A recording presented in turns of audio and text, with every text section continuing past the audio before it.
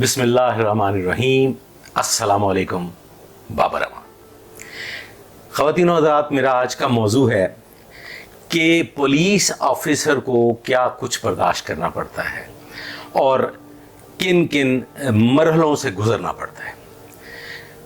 सबसे पहले इसमें मैं शामिल करूंगा, मुख्तसर सी गुफ्तगू है, बात तो बड़ी लंबी है और बड़ी लंबा चौड़ा मौजू है, लेकिन इसमें मैं आपको एक छोटा सा वाक़या सुना के ये बताना चाहूँगा कि पुलिस ऑफिसर को क्या कुछ फेस करना पड़ता है।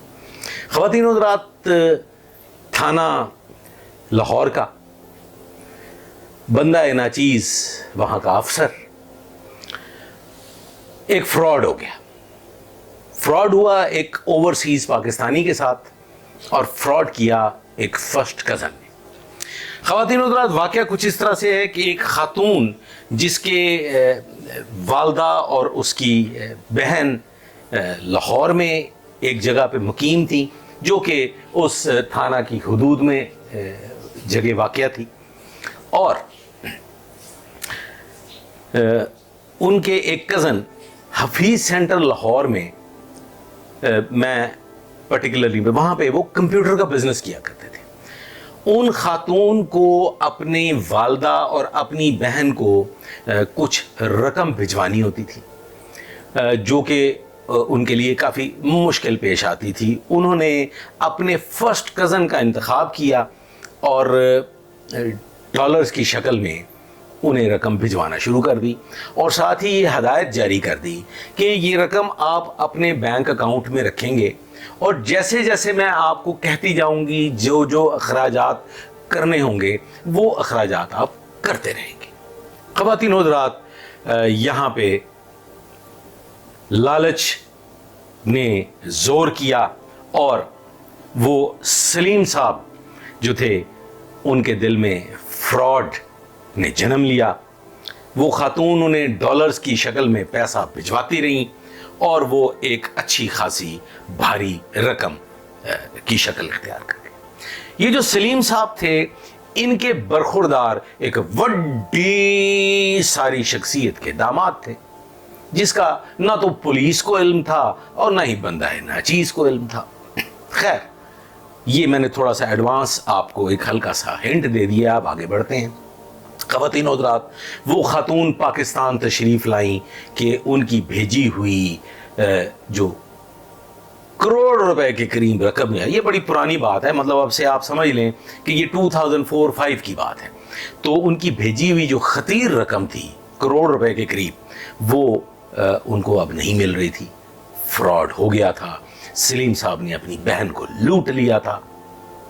एक मुकदमा दर्ज हो गया थाना लाहौर में और बंदा नाचीज़ ने उसकी तफ्तीश का आगाज़ किया। उसकी तफ्तीश के आगाज़ में वो जो साहब थे उनको तलब किया गया और उनसे सवालों जवाब किए गए। सवालों जवाब में ये साबित हो गया कि ये फ्रॉड के मुर्तकिब हुए। अब उनकी गिरफ्तारी लाजमी थी। ख़वातीन व हज़रात, इस मौके पर उनको गिरफ्तार कर लिया गया। अब एज सुन एज उनकी गिरफ्तारी अमल में आई तो मशीनरी बड़े जोरों शोर से, बड़ी तेजी से गड़गड़ाती हुई हरकत में आ गई। और मैं नाम नहीं लूँगा, मुझे मुहर्रर ने आके बताया कि एक फ़ोन कॉल मौसूल हुई है, आप फौरी तौर पे तशरीफ़ लाएं और बात करें। मैं फ़ोन पे गया और मैंने फ़ोन उठाया, सलाम अर्ज़ किया तो आगे से एक भारी भरकम आवाज़ हुई, तुम थानेदार हो? सर, मैं थानेदार। क्या समझ रहे हो तुम अपने आप को? क्या समझ रहे हो? तुम्हें बगैर मियाँ वाले भिजवा दूंगा। ये क्यों पकड़ा उसको? मैंने तमाम सूरत हाल अर्ज की कि जनाब वाला, ये सूरत हाल है, मुकदमा दर्ज है, फ्रॉड हो चुका है, छोड़े फौरन करे, रवाना करे उसको, जल्दी करे। ठीक है सर। मैंने वापस आया, फ़ौरन अपने मुतल्लका अफसरान को गुजारिश की कि जनाब ये सूरत हाल होगी। उन्होंने कहा भाई जो भी है, हमें भी कॉल आ चुकी है, इसे फौरी फारिग करें। ख़वातीन व हज़रात, अभी मामला कच्चा पका था, लिहाजा उन साहब को कहा कि जनाब आप जा सकते हैं। हालात की नज़ाकत को समझते हुए मैंने कहा कि यार ये چیک کرنا پڑے گا کہ یہ کیا ہے, رولا کتوں تک ہے. خواتین حضرات, میں نے اسے اپنے دفتر میں بٹھایا, میں نے چائے منگوا لی, ساتھ میں نے بسکٹ منگوا لیے اور اس سے کچھ تھوڑی پیاری پیاری میٹھی میٹھی گفتگو کا آغاز کر دیا. ساتھ ہی وہ جو مدعیہ خاتون تھیں ان کے بھی یہ علم میں آ گیا کہ یہ حالات پیش آ چکے. ابھی ہم چائے پی رہے تھے کہ مجھے محرر نے آ کے بتایا کہ جناب فوری واپس آئیں, فون سنیں. میں فون سننے گیا, پھر وہی آواز, وہی فون, او چھوڑو نہیں. میں نے کہا سر چھوڑ تو دیا ہے, لیکن اتفاقاً حسب عادت میں اس کے ساتھ کچھ گفتگو میں مصروف تھا اور وہ میرے دفتر میں بیٹھ کے چائے پیا. وہ چھوڑنا نہیں ہے, ابھی آپ کے افسران جو ہیں وہ آ رہے ہیں اور پھر اس کے بعد فیصلہ کریں گے. خیر, فوری طور پہ ایک پینل تشکیل دے دیا گیا, افسران اکٹھے ہو گئے اور گریڈ 18 اور 19 کے افسران جو تھے وہ مختلف پولیس کے شعبہ سے تشریف لے آئے اور ایک بڑے دفتر میں میٹنگ کا آغاز ہو گیا. اور اس میٹنگ میں یہ ثابت ہو گیا کہ یہ شخص جو ہے یہ فراڈ کا مرتکب ہوا ہے, لیکن اسے وقت دے دیا گیا کہ وہ اپنی ادائیگیوں کا بندوبست کر لے, اور ایمیکیبلی یہ سیٹل ہو گیا کہ اگر یہ شخص اپنی ادائیگیوں کا بندوبست نہیں کر پائے گا تو پھر اس کو حسب ضابطہ گرفتار کیا جائے گا اور قانون حرکت میں آئے گا اور یہ اپنی سزا بھگتے گا جو قانون کے مطابق بنتی ہے. اب اس کو 8 دن کا وقت دے دیا گیا. خواتین حضرات, 8 دن گزر گئے, وہ صاحب تشریف نہیں لائے.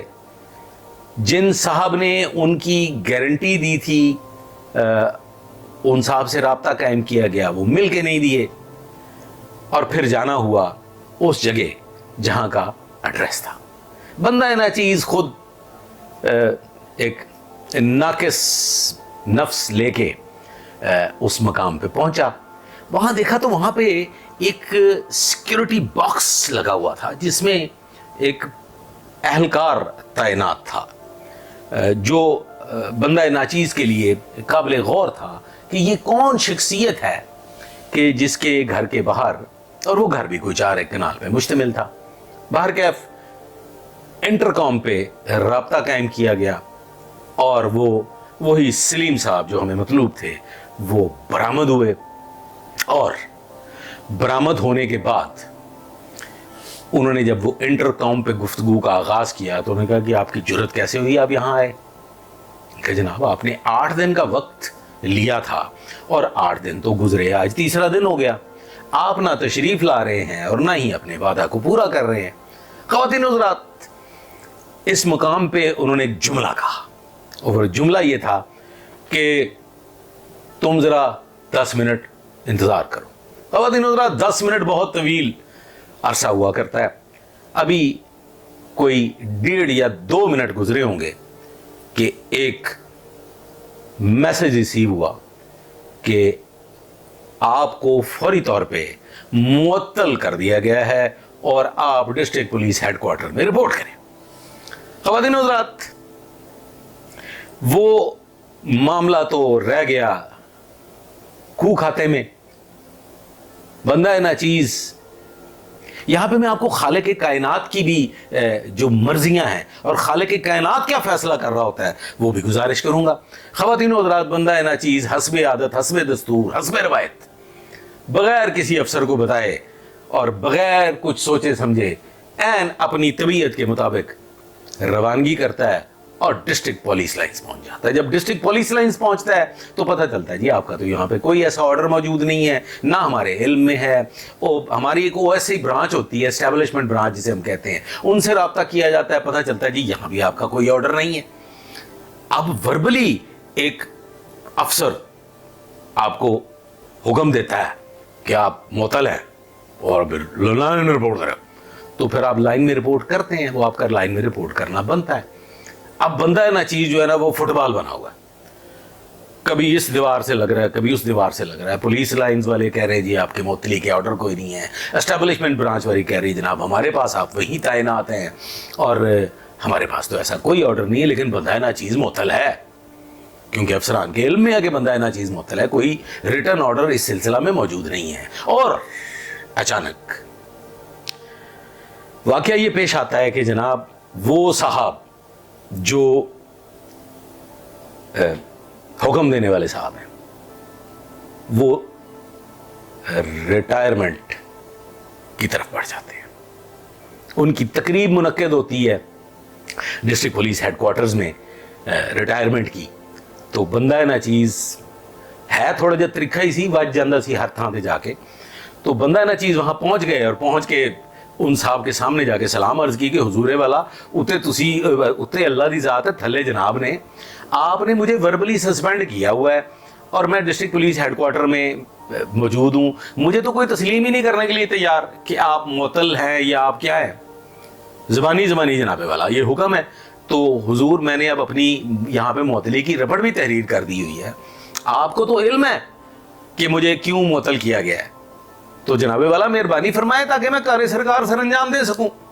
ख़वातीन हज़रात वो कहते हैं ठीक है आप बहाल हैं, जाएँ सुप्रिटेंडेंट से कहें कि वो ऑर्डर तैयार करें। मैं सुप्रिटेंडेंट साहब के पास चला जाता हूँ, साहब बहादुर अभी उधर तकरीब में मौजूद हैं। मैं सुप्रिटेंडेंट साहब से अर्ज़ करता हूँ जनाब साहब बहादुर ये हुक्म दिया है कि मुझे बहाल कर दिया जाए और ऑर्डर तैयार किए जाए। अब सुप्रिटेंडेंट साहब अपने दफ्तर में कभी इधर कभी उधर कभी उधर, उन्हें कोई ऑर्डर नहीं मिलता जिस सिलसिले में मुझे सस्पेंड किया गया और जिस लिए मुझे बहाल किया जाए। ख़वातीन व हज़रात यहाँ खालिक़ कायनात की एक मर्जी शामिल हाल होती है और मुझे उस दिन ये इल्म होता है कि मैं मुअत्तल क्यों किया गया था। ख़वातीन व हज़रात एक SSP थे, वो SSP मुझसे शदीद नाराज़ थे। उनकी नाराज़गी की शिद्दत कुछ यूँ थी कि उन्होंने मेरे खिलाफ एक लंबी चौड़ी तफसीली रिपोर्ट बना के भेज दी। मेरा कसूर ये था कि उनके बरखुरदार ने एक अदद मोटरसाइकिल कराची से परचेज किया था और वो कराची से ख़रीदा गया मोटरसाइकिल उनको पसंद नहीं आया था।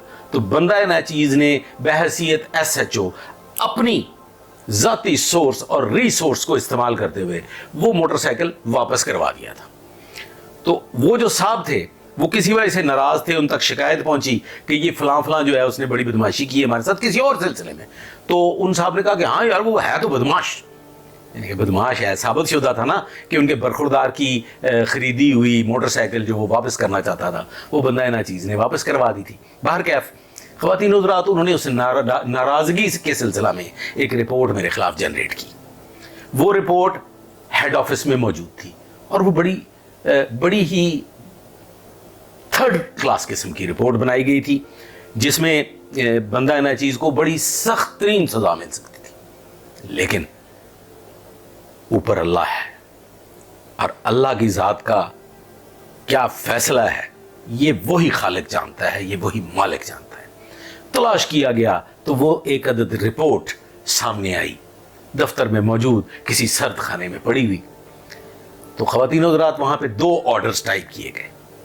एक ऑर्डर उस रिपोर्ट के सिलसिले में वो जो कोई साल भर पहले जनरेट हुई थी उस पे मुअत्तली के ऑर्डर और साथ ही एक अदद बहाली का ऑर्डर कि इसको ये फलां सिलसिले में सस्पेंड किया गया था और अब इसको इस सिलसिले में बहाल किया जाता है क्योंकि ये गुनहगार साबित नहीं हुआ।